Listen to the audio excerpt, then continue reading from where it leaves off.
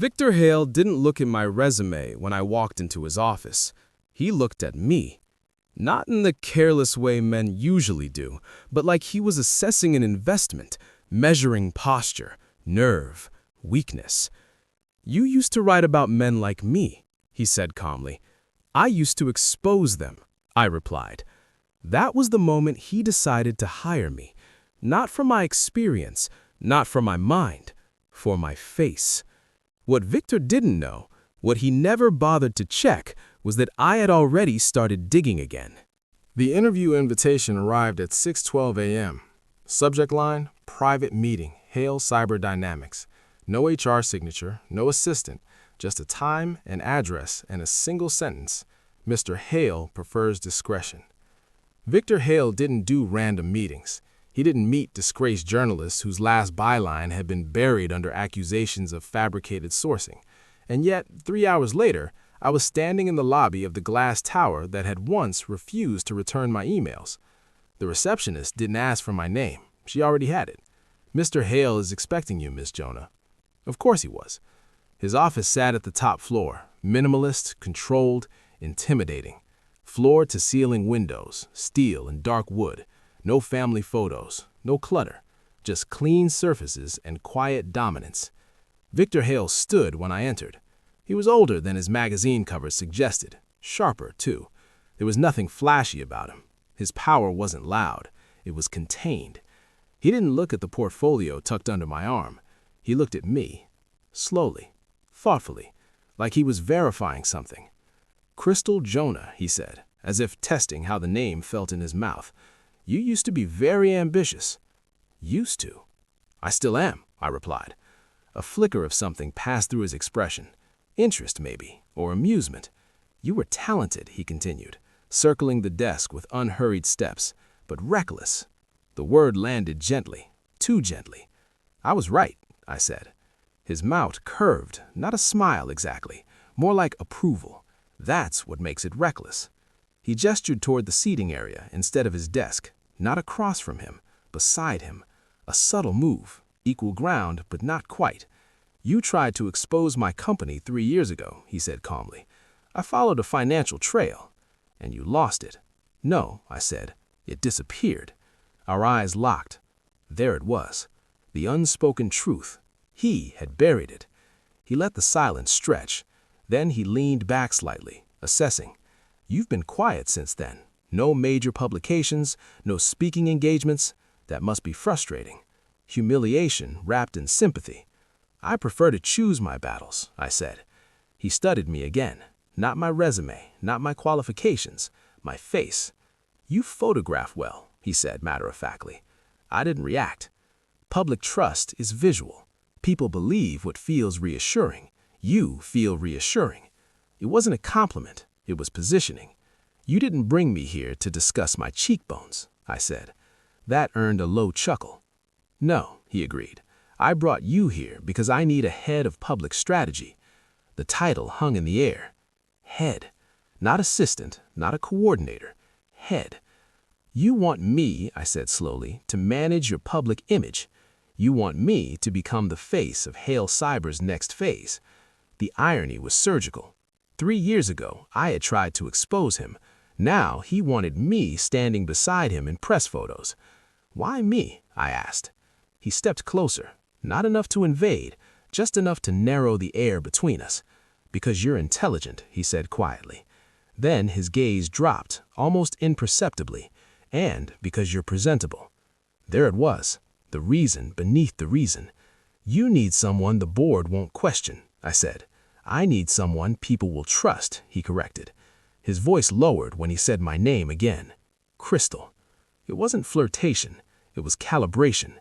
He was measuring how much pressure I could take. "What exactly would I be strategizing?" I asked. He handed me a sleek folder.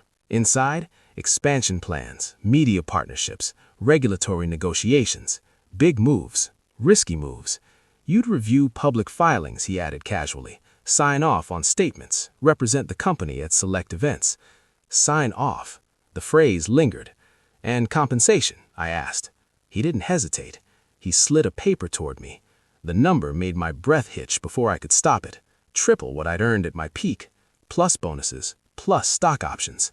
It wasn't just generous, it was excessive.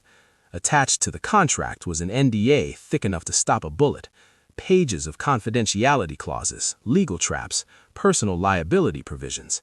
My name appeared in bold across signature lines. Too many signature lines. "You move quickly," I said. "I don't like inefficiency." His eyes held mine again. Too long. Long enough to feel intentional. "This is an opportunity," he said softly. "A chance to rebuild your credibility." Rebuild, as if he had dismantled it. "And if I decline?" I asked. "You won't." The certainty in his voice wasn't arrogant. It was predictive. He believed he understood me. Enjoying the story so far?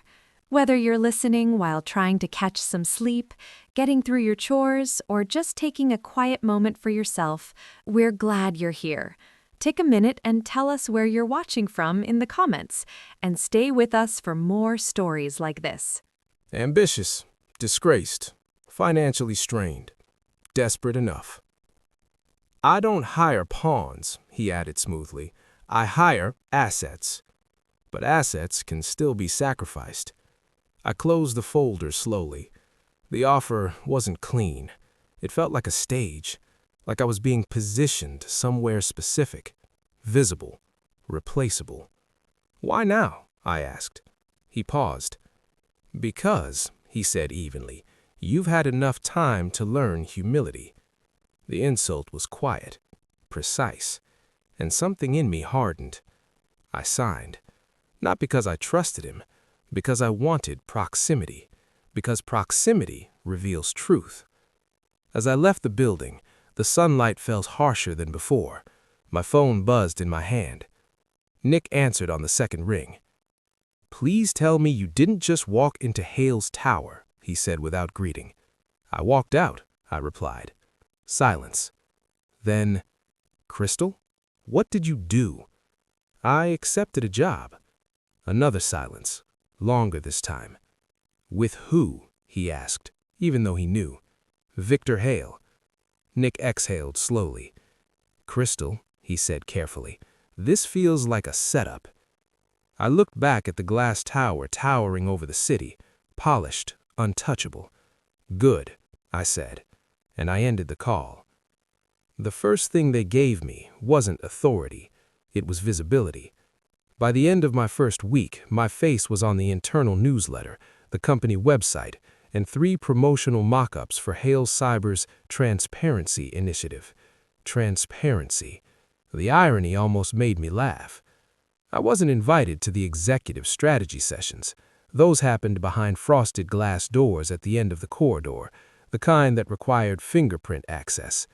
I had the title of Head of Public Strategy, but when I approached the conference room on Monday morning, Mara Singh, Victor's precise, unshakable assistant, stepped smoothly into my path. "Mr. Hale asked that you review the external messaging drafts instead," she said gently, handing me a tablet. Inside the conference room, I could see silhouettes. Victor at the head of the table, Daniel Reeves, the CFO, leaning forward tensely. The door remained closed. I remained outside. By lunchtime, I had 3 press statements waiting in my inbox, each one already written, each one requiring my digital signature. Not Victor's, mine. I read them carefully. They addressed regulatory restructuring, data compliance expansion, strategic acquisitions, complex language, controlled narratives. My name sat beneath the heading, "Approved by Crystal Jonah, Head of Public Strategy." I hadn't approved anything. I walked into Victor's office without knocking. "You didn't write those statements." He didn't look surprised. "They align with your department. They align with legal and finance. They align with optics," he corrected smoothly. I held his gaze. "Why am I signing documents I didn't draft?" "Because," he said calmly, "public trust works better when it looks like accountability." Accountability or insulation? A flicker of something sharpened in his eyes. "You see traps everywhere. I see patterns." He stood, unhurried. "That's why you're useful." Useful. Not essential, not powerful, useful. 2 days later, I was standing beside him at a black-tie tech summit downtown. Flashes popped as cameras caught us entering together. Victor introduced me to investors and board members with polished ease. This is Crystal Jonah, the future of Hale. The future. People smiled warmly at me, asked about vision, strategy, expansion. I gave answers carefully curated enough to sound informed, but not revealing. Victor watched every exchange, not protective, assessing, as if tracking how well the mask fit. The following morning, my inbox filled with interview requests, profile features, panel invitations. Media wanted to talk to me, not him. He was building my visibility faster than my authority. Nick called that night. "I've been tracing Hale's subsidiary filings," he said without preamble. I was at my kitchen table, laptop open, scrolling through internal folders I'd been granted access to. "Find anything interesting?" A pause. "Define interesting. That bad?" "Crystal, there are shell companies layered under shell companies, offshore registrations in 3 different jurisdictions. And here's the strange part." "What?" "Some of the public restructuring statements you signed last week, they correspond with asset transfers." I grinned still. "Transfers where?" "Out. Quietly. The same documents I approved, or rather attached my name to." "Nick," I said slowly, "if those statements are audited, your name's on them," he finished. A cold clarity settled in my chest. It wasn't immediate sabotage. It was architecture. They weren't throwing me under the bus. They were building the bus around me. The first time I noticed the forged signature, it was subtle. A timestamp on an internal approval I hadn't opened, my digital credentials attached, access logs showing I had entered a secure financial portal at 2:13 a.m. I had been asleep. I printed the log and walked straight to Victor's office. He was alone. "Explain this," I said, placing the paper on his desk. He glanced at it briefly.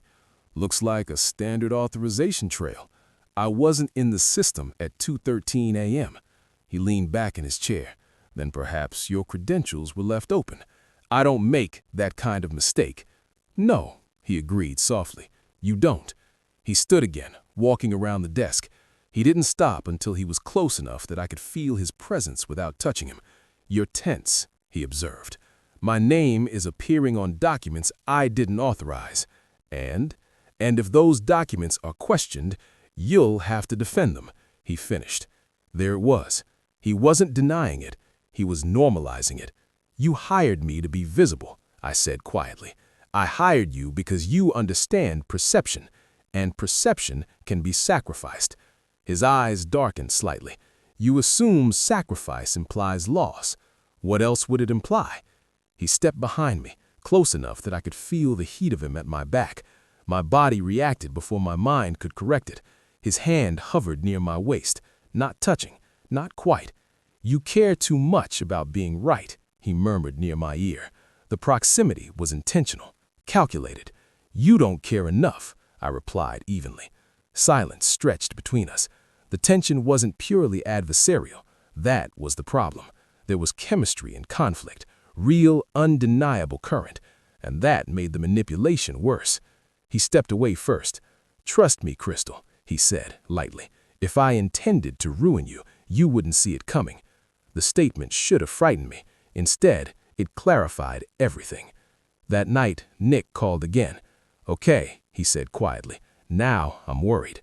"Why?" I ran deeper authentication logs on Hale's internal service, and your credentials aren't just being reused. A pause. They're being cloned. The words settled heavily. Cloned how? Mirrored access keys, duplicate authentication tokens. Someone inside Hale has admin-level control over your digital identity. My mind replayed every signature line, every approval notice, every access log. "They're building a digital trail," I said slowly. "Yes, for something bigger. Yes." I walked to my window, staring out at the city lights. "Nick," I asked quietly, How long would it take to create enough evidence to implicate someone fully? With cloned credentials, he said grimly. Not long. And how long would it take to dismantle it? Another silence. Longer than you think. I closed my eyes. Victor hadn't hired me for strategy. He hadn't hired me for optics. He hired me for insulation. And insulation burns first. Nick's voice softened. Crystal, this isn't positioning. What is it? I asked. It's preparation. For what? For when they need someone to blame. Once you realize you're being positioned as the fall guy, you stop panicking. You start observing. Victor thought he was building a narrative around me. He didn't realize I was building one around him. I stopped confronting him directly, stopped questioning every suspicious document. Instead, I became cooperative, calm, almost agreeable. I signed what needed signing. I attended what needed attending.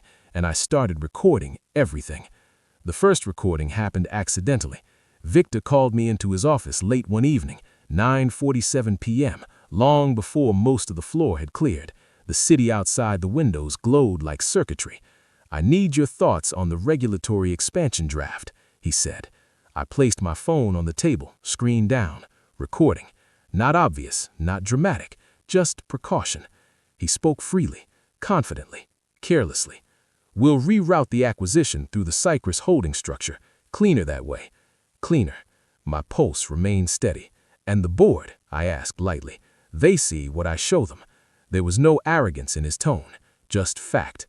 When I left his office that night, I had 14 minutes of audio that would raise serious questions if played in the right room. Nick met me in his apartment the following evening, laptops open, screens glowing blue against the dim light. You were right, he said, fingers flying across his keyboard. The Cypress structure connects to 3 shell companies registered under different trustees, and Daniel's signature appears on all of them. Daniel Reeves. Hale Cyber's CFO.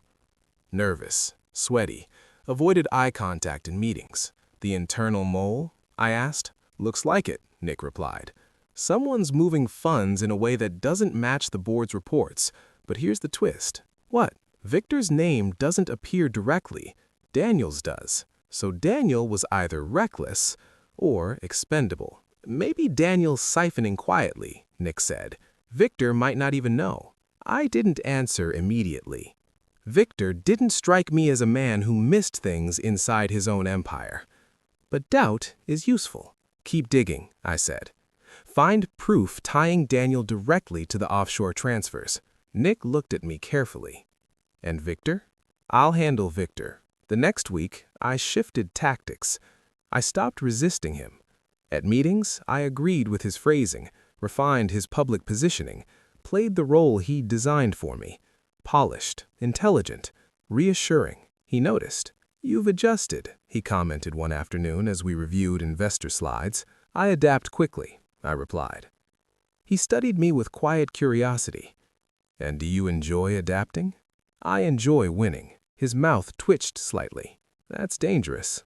For who? I asked. He didn't answer. Instead, he stood and walked toward the window, hands in his pockets. I built this company, he said, voice lower now, because I refuse to be controlled. It wasn't defensive. It wasn't aggressive. It sounded almost personal. I grew up watching powerful men dictate outcomes. I decided early that I would never depend on their mercy. I watched his reflection in the glass. For the first time, he wasn't calculating his words for effect. He was remembering something. That doesn't justify burying people, I said quietly. His eyes shifted to mine in the reflection. It justifies surviving. The vulnerability lasted only a moment, but it was real. And that unsettled me more than his manipulation ever had. That night, Nick called. Crystal, I found something else, he said. Tell me. Daniel's been accessing encrypted folders outside standard financial oversight, government-linked contracts, surveillance tech. That's not public. It's not supposed to be. My mind raced. So Daniel's not just moving money, he's moving data. And Victor? I asked. Still insulated, Nick said. Everything routes through Daniel. I leaned back in my chair. If Daniel was the mole, leaking or redirecting information, then Victor might be vulnerable for the first time. And if I could tie Daniel's activity to Victor's internal directives, we could dismantle the insulation. The next move required precision. I invited Victor for a private dinner under the pretense of discussing a crisis response strategy. Neutral location, dim lighting, strategic. He arrived exactly on time. "You're taking initiative," he observed as he took his seat across from me. "I'm invested," I replied smoothly. Wine was poured. Conversation drifted from market expansion to market volatility. Then I shifted. "Daniel seems anxious lately," I said casually. Victor's gaze sharpened almost imperceptibly. Anxious? Overextended, maybe. His compliance drafts contradict earlier filings. A beat of silence. "And you're concerned," he said. "I'm observant." He studied me over the rim of his glass. "Daniel has been with me for years," he said carefully. "Longevity doesn't equal loyalty." Something flickered in his expression. Interest, suspicion, or calculation. "You think he's acting independently?" Victor said. "I think someone is," I replied. The air between us felt charged. This wasn't flirtation. It was alignment, or the illusion of it. He leaned slightly closer across the table. "And what would you do," he asked softly, "if you discovered betrayal inside your own structure?" "I'd expose it," I said. His eyes held mine. "Even if exposure destabilized everything?" "Yes." Silence. Heavy. Intimate. For a moment, the world narrowed to the space between us. "You're not afraid of collateral damage," he murmured. "Are you?" I countered. He reached across the table, fingers brushing mine. Not accidentally, not fully intentionally. The contact lingered. "You're playing a dangerous game," he quietly said. "So are you." Later that week, in his office after hours, the tension broke its surface. He stood behind me as I reviewed a draft on his screen. "Too close. You're different lately," he said near my ear. "How?" "More confident. Maybe I finally understand the rules." His hand hovered again near my waist. Not touching, testing. "You think you do," he whispered. I turned slightly, closing the distance between us. Deliberate. Strategic. Our faces inches apart. If I leaned forward half an inch, our lips would meet. His breathing shifted, barely. "You don't know what game you're playing," he said. "I never play blind," I answered. For a split second, I thought he might close the distance. Instead, he stepped back. Control regained, but not entirely. I left his office shaken, not by fear, but by something more complicated.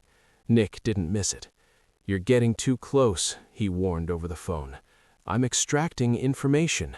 "You're human," he corrected. "That's risk. I won't forget why I'm here. Make sure he doesn't make you." 2 days later, Nick finalized the financial map. Daniel's encrypted transfers linked to unauthorized surveillance contracts, offshore routing, compliance breaches. Combined with my audio recordings, it was enough. We compiled everything into a secure evidence package, encrypted, anonymous routing, delivered to a journalist I trusted from my old newsroom days. Before pressing send, I hesitated. Not because I doubted the evidence, because I knew what it would trigger. Victor's empire would fracture, Daniel would fall, and I would finally prove I wasn't just a presentable scapegoat. Nick's voice echoed in my head. "You sure?" "Yes," I said. I hit send. The confirmation notification blinked across the screen. Secure transfer complete. For the first time since I'd walked into Hale's tower, I felt the power shift. I had recordings, financial trails, internal inconsistencies. Victor Hale had underestimated me, and in 48 hours, the world would see it. I leaned back in my chair, a slow breath leaving my lungs. I believed I had just won. The exposé dropped at 8:03 a.m. I was awake before the notification came in. Adrenaline doesn't allow sleep when you're about to detonate something. My phone buzzed on the nightstand. Headline from my old newsroom contact. But the title wasn't what I expected. Not Hail Cyber under investigation, not CEO linked to offshore accounts. It read, Senior Executive accused of internal sabotage at Hail Cyber Dynamics. My name was in the subheading. My stomach dropped before I opened it. The article unfolded like a carefully rehearsed confession. Crystal Jonah, head of public strategy, allegedly accessed restricted financial systems without authorization. Crystal Jonah fabricated internal financial trails implicating the CFO. Crystal Jonah collaborated with an external hacker previously linked to cyber intrusion cases. Nick's full name was there, his photo, pulled from somewhere private. My chest tightened. The piece cited internal security audits, digital timestamps, access logs, video footage. Video footage. I clicked the embedded clip. Security camera angle, Hail Cyber's restricted financial corridor. Timestamp 2:13 a.m. There I was, walking toward the secure door. Badge swipe, entry. Except I had never been there at 2:13 a.m. The image was clean, undeniable. My face, my posture, my clothes. I felt the room tilt. My phone rang. Nick. They mirrored you, he said immediately. His voice was tight. Deep fake overlay with real badge data. They've been tracking your biometrics since week 1. They released it, I whispered. They were waiting, he said. Crystal, they knew from the beginning. My mind raced through every meeting, every late-night recording, every moment I thought I was unseen. We weren't uncovering the game. We were inside it. Another alert flashed. Live stream. Hail Cyber board statement. Victor stood at the head of the conference room table, calm, composed, gravely disappointed. I am deeply troubled, he said evenly, to discover that someone I trusted abused her position within this company. Trusted. His tone carried no anger, only regret. Internal investigations revealed unauthorized access to restricted systems, falsified documentation, and collaboration with outside actors. He paused just enough. As CEO, I take responsibility for hiring decisions. I believed in giving second chances. Second chances. He had built my redemption narrative in advance. However, integrity is non-negotiable. Daniel Reeves sat at the far end of the table, pale and shaking. Security stood near him, but when the announcement came, it wasn't what I expected. Mr. Reeves has been taken into custody, Victor said calmly, for leaking confidential government-linked contracts to federal authorities without board authorization. Leaking to authorities, not siphoning funds, not embezzling. He wasn't the corrupt one. He was the whistleblower. My breath caught. Daniel hadn't been the mole against Hale. He'd been the mole against Victor. And I had handed Victor the proof. By digging, by mapping transfers, by sending evidence, I had flushed Daniel out. Victor never looked flustered, never defensive. He spoke like a man correcting a minor disruption. Ms. Jonah's actions, he said carefully, appear to have been motivated by a misguided desire for vindication. Vindication. He was reframing everything, my ambition, my anger, my redemption, as recklessness. Nick's voice came through my phone again. They've been inside my systems too, he said. Logs show backdoor pings weeks before we even started tracing Hale. How? I whispered. Hail Cyber builds surveillance software, Crystal. We thought we were hunting in their territory. We weren't investigators. We were variables. I replayed every step. The job offer, the excessive salary, the cloned credentials, the forged signatures. Victor had anticipated my suspicion. He had needed it. He knew my history, the scandal, the humiliation, the buried story. He knew I would dig. He hired me knowing I would try to expose him, because he needed someone ambitious enough to expose Daniel, someone credible enough to access internal layers, someone whose fall would look believable. I wasn't the threat. I was the test, and I passed. Perfectly. Another news alert flashed. Hail Cyber cooperates fully with federal investigation. Victor had positioned himself as cooperative, transparent, victimized. The board's confidence vote passed within hours. Investors stabilized, stock dipped briefly, then recovered.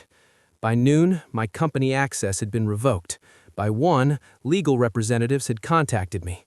By 3, reporters were outside my apartment building. Nick called again. "I need to disappear for a while," he said quietly. "They've attached my name to attempted cyber intrusion." "I'm sorry," I whispered. "You didn't do this," he said firmly. "He did." "But I walked into it." "Yes," Nick said, "because he wanted you to." Silence settled between us. "You need to understand something," Nick added. "The way this was constructed, it required foresight, months of it. Surveillance, behavioral profiling." "He studied me," I said. "He selected you," Nick replied. The words echoed heavier than they should have. Selected. I thought back to his office, the way he had looked at me, not with desire alone, with evaluation. He hadn't underestimated me. He had calculated me. By evening, I received a message from Hale Cyber's legal department requesting my presence for formal inquiry. It was framed politely, controlled, predictable. I sat alone in my apartment, laptop open, headlines multiplying across the screen. Disgraced journalist implicated in corporate sabotage. Second chance executive falls from grace. It was almost poetic. 3 years ago, my credibility was buried. Now it was incinerated. I should have felt rage or despair. Instead, I felt something colder. Clarity. He never reacted emotionally. He orchestrated environments, and I had mistaken participation for control. My phone buzzed one final time that night. Unknown number. I hesitated, then answered. "Crystal," Victor's voice came through, calm as ever. Not accusatory, not triumphant. Measured. "You move quickly," he said softly. I said nothing. "You underestimated my persistence, not your intelligence." My jaw tightened. "You used me," I said. "Yes." No denial, no apology. "You needed Daniel exposed," I said slowly. "Yes." "And you knew I would try to uncover something." "I anticipated it," he corrected gently. There was no gloating in his tone, only acknowledgement. "You hired me because of my history." "Because of your pattern," he replied. "You wanted redemption." The word hit harder than accusation. "I gave you proximity," I said. "I gave you opportunity. To hang myself. To reveal the truth," he corrected. "Whose truth?" I asked quietly. Silence. Then, almost contemplative, "The necessary one." I closed my eyes. "You were never threatened by me," I said. "No," he agreed. "You were valuable."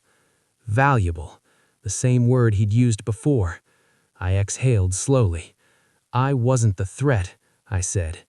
"No," Victor replied calmly. "You were the test." The line settled between us, unavoidable. He didn't confirm it. He didn't need to, because I already knew. And for the first time since the exposé dropped, I understood something else. This wasn't the end of the game. It was the moment I finally saw the board clearly. The investigation moved quietly.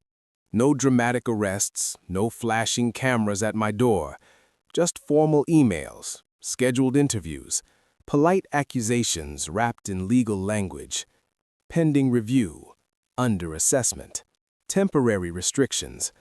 My passport was flagged, my accounts scrutinized, my reputation, already fragile, was now officially contaminated. Nick disappeared 2 days after the exposé. New number, encrypted channels, then silence. His last message was short. "Lay low. He's still watching." I believed that. Victor Hale didn't strike me as a man who left loose ends untended. 3 nights after my first compliance hearing, there was a knock on my apartment door. No security detail, no announcement, just 3 measured taps. I opened it, knowing who it would be. Victor stood there, hands in his coat pockets, expression composed as ever. No cameras, no witnesses. He stepped inside when I moved aside. The apartment felt smaller with him in it, quieter. "I wasn't sure you'd come," I said. "I prefer clarity," he replied. He looked around briefly, not judging, not assessing, simply absorbing. "You're under formal review," he said. "I'm aware." He nodded once.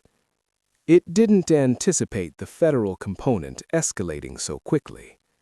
That almost sounded like honesty. "Daniel?" I asked. "He'll cooperate," Victor said evenly. "He doesn't have much choice." "And Nick?" A pause. "If he's wise, he'll stay gone." Silence settled between us. No shouting, no accusations, just the weight of what had happened. "I needed someone ambitious enough to try," he said at last. There it was. Not justification, not apology, just fact. "You needed someone predictable," I corrected. "I needed someone capable," he replied. I studied him carefully. "Did you ever doubt I'd fight back?" I asked. A faint smile touched his mouth. "That's why I chose you." Chosen. Like a candidate, like a variable, like an instrument. And yet there was something else in his eyes now. Not dominance, not calculation, something quieter. Regret, maybe. Or curiosity. "You built this whole thing," I said softly. "From the job offer to the fallout." "Yes." "And you watched it happen?" "Yes." I stepped closer. Not confrontational, not submissive. Equal. "You stood behind me in that office," I said quietly. "You told me I cared too much about being right." "I remember." "I almost believed you." His jaw tightened slightly. That was new. "For a moment," I admitted. The air shifted. Not adversarial, not safe. Something in between. "Was any of it real?" I asked. The silence hung heavier than I expected. He didn't answer immediately. The silence stretched long enough to matter. When he finally spoke, his voice was softer than I had ever heard it. "More than you think." It could have been manipulation. It could have been truth. With Victor, those were often the same thing. I searched his face for a crack, some visible fracture in the armor. There wasn't one. But there was something altered. He no longer looked at me like an investment. He looked at me like an equation he was still trying to solve. "You'll recover," he said quietly. "You're resilient." "I designed the collapse," I replied. "I designed the test." "And I failed?" He tilted his head slightly. "No," he said. "You adapted exactly as I expected." That stung more than accusation. He moved toward the door. Paused. "For what it's worth," he added. "You were extraordinary." Then he left. No threat, no triumph, just absence. I stood there long after the door closed. The investigation would continue. Nick would stay hidden. Victor would stabilize his empire, and I would rebuild, not out of anger, out of understanding. He didn't underestimate me. He selected me. Does the story end here? Should I write a part 2? Type continue if you want a part 2.